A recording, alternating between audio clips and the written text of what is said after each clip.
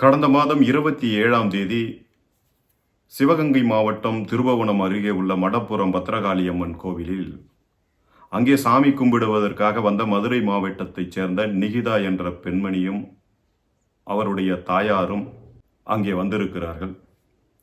அப்போது அங்கே தனியார் நிறுவன ஒப்பந்த காவலாளியாக பணியாற்றிய அஜித்குமார் என்ற நபரிடம் தங்களுடைய காரை பார்க் செய்ய சொல்லி அந்த சாவியை கொடுத்துருக்காங்க. அவரும் ஏதோ அவர்கிட்ட பேரமெல்லாம் பேசி ஒரு 500 ரூபாய் காசு கேட்டிருக்காரு.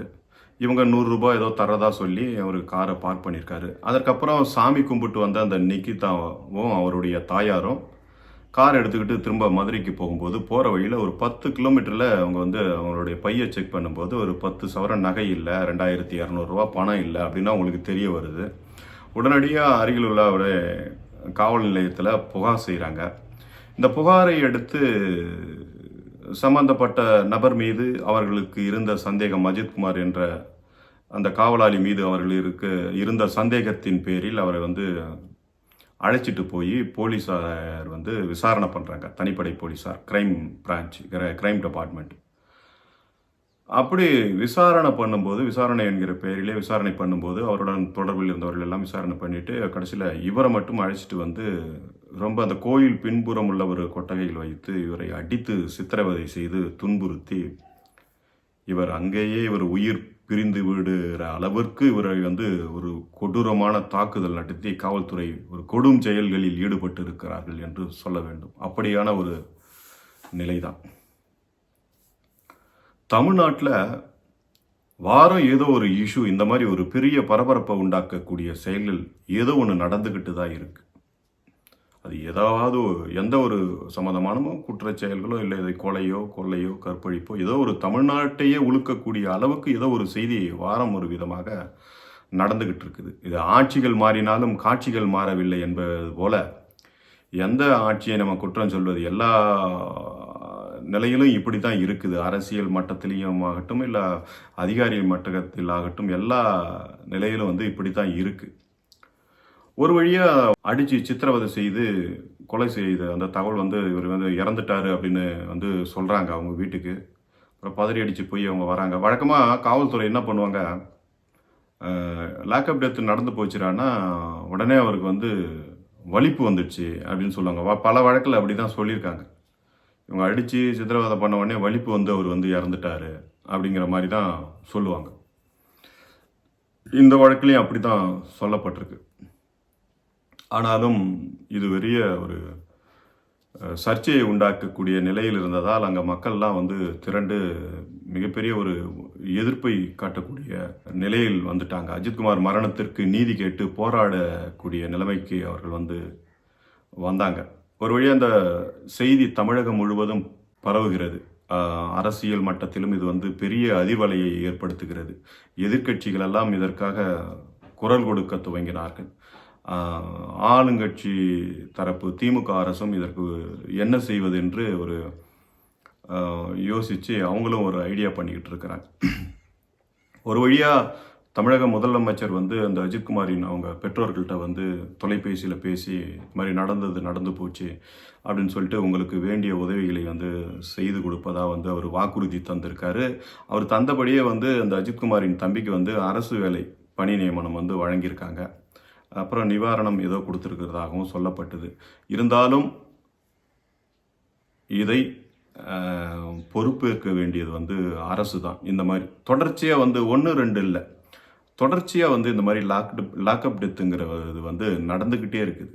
இந்த லாக்அப் டெத் விஷயமெல்லாம் பார்த்தீங்கன்னா பெருசாக இருக்காது. ஒரு சின்ன அந்த 5 பவுன் ஏதாவது திருட்டு கேஸு இந்த மாதிரி விஷயங்கள் தான் சந்தேகத்தின் பேரில் வருவது. இப்படி ஒரு 100 பவுனு 200 பவுனு ஒரு 500 கோடி 1000 கோடி கொள்ளையடிக்கிறவங்களெல்லாம் அசால்ட்டாக அவனுக்கு சல்யூட் போட்டு வரவேற்கிற காவல்துறை இந்த மாதிரி ஒரு சின்ன நிகழ்வுகளுக்கு விசாரணை என்கிற பெயரிலே அழைத்து சென்று ஒரு கொடூரமான சித்திரவதைகளை செய்து அவர்களை உயிரையே மாய்த்து கொள்ளக்கூடிய அளவுக்கு இப்படி ஒரு சம்பவத்தெல்லாம் ஏற்படுகிறது என்றால் இதை நம்ம எப்படி எடுத்துக்கிறதுன்னு தெரியல. ஏன்னா தமிழக மக்கள்லாம் அவ்வளோ ஒரு கொந்தளிப்போடு இருக்கிறார்கள். சோஷியல் மீடியாவில் இந்த செய்திகள் பயங்கரமாக பேசப்பட்டிருக்கு. நீதிபதியே என்ன சொல்றாரு, இந்த வழக்கு பேசினவரே வந்து தன் மாநிலமே வந்து தன் மகனை வந்து கொன்றுடுச்சு அப்படின்னு சொல்லி ஒரு குற்றச்சாட்டு வைக்கிறார். ஏன்னா அவர் சொல்வது நியாயம்தான். வந்து காவல்துறை வந்து அரசுடைய கட்டுப்பாட்டில் இருக்கிறது.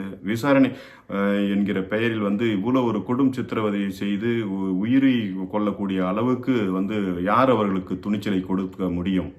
இது வந்து அரசு நிச்சயமாக பொறுப்பேற்க வேண்டியது. அதனால தான் அந்த நீதிபதி வந்து அப்படி சொல்லியிருக்காரு. அப்புறம் இந்த வழக்கில் இன்னொரு விஷயமா யோசிக்கப்படுறது என்னன்னா, இன்னொரு விஷயமாகவும் பேசப்படுவது, இது வந்து ஏதோ வந்து எதேச்சையா நடந்ததாக தெரியல. ஏன்னா அந்த நிகிதா என்ற பெண்மணி ஒரு 500 ரூபாய்க்கு பேரம் பேசின, அவங்க ஏதோ டாக்டராகவே ஏதோ சொல்கிறாங்க. காரில் வந்தவங்க 500 ரூபாய் கேட்ட அஜித்குமார் கிட்ட 100 ரூபாய் தான் தருவோம், ஏதோ வாக்குவாதம் நடந்ததாகவும், இதை கருத்தில் கொண்டு தான் வந்து இவர்கள் வந்து பொய்யான குற்றச்சாட்டு சொன்னதாகவும் ஒரு சில செய்திகளை பார்க்க முடிகிறது வழக்கறிஞர்கள் தரப்பிலிருந்து. பொய்யான குற்றச்சாட்டை ஒருவேளை வைத்திருக்கலாம் அப்படிங்கிற மாதிரியும் சொல்லப்படுது. அங்கே நடந்த அந்த இந்த 100 ரூபாய் 500 ரூபாய், இவர் வந்து 500 ரூபாய் கேட்டிருக்காரு, அந்த அம்மா 100 ரூபாய் தான் தருவன்ற மாதிரி ஏதோ சொல்லியிருக்காங்க. அந்த 500 ரூபாயை அவங்க நாங்கள் 4-5 பேர் இருக்கிறோம், ஆளுக்கு 100 ரூபா கொடுக்கணும் அப்படிங்கிற மாதிரி அவர் கேட்டதாகவும், இவர் வந்து இல்லைன்னா அங்கே ஏதோ வாக்குவாதம் ஆகிட்டு அதுக்கப்புறம் இந்த கம்ப்ளைண்ட் கொடுத்ததாகவும், இதற்கிடையில் இந்த நிகிதா என்ற பெண்மணி சென்னையில் உள்ள ஒரு முக்கியமான அதிகாரி, ஐஏஎஸ் மட்ட அளவில் உள்ள ஒரு அதிகாரிக்கும் ஃபோன் போட்டு அவருடைய ஒரு அழுத்தமும் அந்த காவல்துறைக்கு வந்ததாகவும் சொல்லப்படுகிறது. இது எல்லாம் நாம் செய்தியில் பார்க்கிற ஒரு தகவல்கள் தான். ஏனென்றால் அதனால தான் வந்து அந்த பையனை வந்து ரொம்ப உடனே அவ்வளோ கூட 27ஆம் தேதி சம்பவம் நடக்குது, 28ஆம் தேதி கூட்டு போய் விசாரணையில் அடிக்கிறாங்க, 28ஆம் தேதி இறந்து போகிறாப்புல.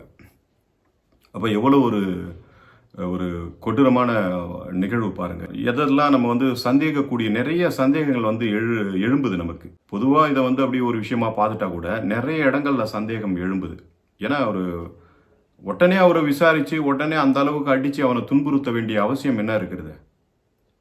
பண்ணலாம், ஒரு இது பண்ணலாம், அவனுக்கு ஒரு சிறை தண்டனை கொடுக்கலாம், இல்லை விசாரணை எப்படினாலும் வந்து தெரிய வரும். அவ்வளோ அடி, 18 இடங்களில் காயம், ரத்தம் சிந்தி இருக்கிறது, மிளகாய் பொடியை வந்து தூவிருக்காங்க பல இடங்களில். இப்போ ரொம்ப ஒரு வேதனை, கேட்கவே வேதனைக்குரிய விஷயமா வந்து அவனை சித்திரவதை செய்து கொலை செய்திருப்பது வந்து மிகப்பெரிய ஒரு கொடும் குற்றம். நிச்சயமாக இது வந்து பதில் சொல்ல வேண்டும். பாதிக்கப்பட்ட குடும்பத்திற்கு தமிழக முதல்வர் அவர்களும் தமிழக அரசும் வந்து ஆறுதல் சொல்லி அவர்களுக்கு தேவையான உதவிகளை செய்திருந்தாலும், பொதுமக்களாகிய நம்மை போன்றோருக்கு பலரும் இந்த அச்சம் வந்து இருந்து கொண்டேதான் இருக்கும். இதற்கெல்லாம் என்ன தீர்வு கிடைக்கப் போகிறது என்கிற ஒரு ஏக்கத்துடன் தமிழக மக்கள், ஒரு எதிர்பார்ப்புடன் தமிழக மக்கள் ஒரு கவலையுடன் தொய்ந்திருக்கிறார்கள் என்றுதான் சொல்ல வேண்டும். இந்த லாக்அப் டெத் என்பது வந்து தொடர்ச்சியாக நடந்து வரக்கூடிய ஒரு செயலாக இருக்கிறது, நிகழ்வாக இருக்கிறது. ஏன்னா இதை வந்து அரசு வந்து தடுத்து நிறுத்த இதற்கு பல வழிவகைகளை வந்து அவங்க செய்ய வேண்டும். அதன் ஒரு காரணமாகத்தான் வந்து டிஜிபி இப்போ சொல்லியிருக்காங்க, தனிப்படைகளெல்லாம் வந்து கலைக்கணும், தனிப்படையெல்லாம் வேண்டாங்கிற மாதிரி சொல்லியிருக்காங்க. அப்படி ஒரு உத்தரவு வந்திருக்கிறதா செய்தி, சமீபத்திய செய்தி. அதனால் பொதுமக்களுக்கு மிகவும் அச்சம். ஏன்னா எந்த அரசியல் அதிகார பலமும் இல்லாமல் வந்து இருக்கிற ஒரு சாதாரண சாமானிய மக்கள் வந்து நிச்சயம் போலீஸ் ஸ்டேஷனுக்கு விசாரணைக்கு அழைச்சாவே பயப்படக்கூடிய ஒரு நிலைமை தான் இந்த அஜித்குமார் வழக்கு வந்து நமக்கு உணர்த்துது அப்படிங்கிறத சொல்லணும்.